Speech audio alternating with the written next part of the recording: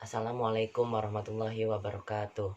Hadirin anu kusim kuring dipika hormat, satu acana hayu urang panjatkan puji sareng syukur ka Gusti Allah Subhanahu wa taala anu atos maparinkeun rahmat ka urang sadayana dugi katiasa kumpul di tempat ieu. Henteu hilap sholawat serta salam urang curahkeun ka Nabi Muhammad sallallahu alaihi wasallam, keluargana, sahabatna, sareng umatna hingga akhir zaman. Amin ya Allah ya robbal alamin. Langkung ti payun sim kuring ngaturkeun nuhun ka pihak panitia anu parantos masihan wartos kanggo sasagem dina acara peringatan Hari Kemerdekaan Republik Indonesia anu ke-75.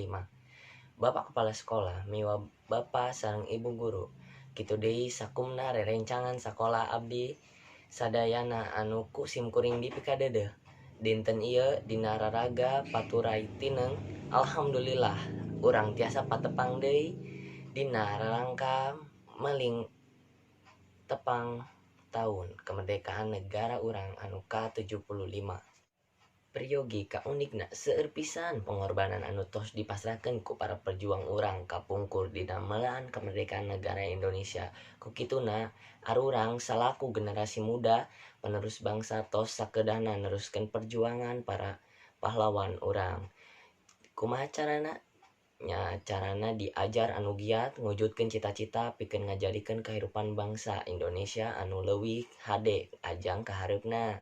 Sajabina ti eta seueur keneh hal-hal anu tiasa ku urang lakukeun dina rangka ngisian kemerdekaan ieu, sapertos ngajauhan diri tina pengaruh narkoba, jauh pergaulan bebas, ngindarkeun tawuran, serta seueur anu sanesna. Intina urang sami-sami hayu barengan ngesian kemerdekaan ieu ku hal-hal anu positif serta manfaat pikeun diri urang. Rupina mun sakitu anu tiasa kapihatur ku sim kuring. Hapunten anu kasuhun saupami dina biantara ieu pisanggem anu kirang renah. Wassalamualaikum warahmatullahi wabarakatuh.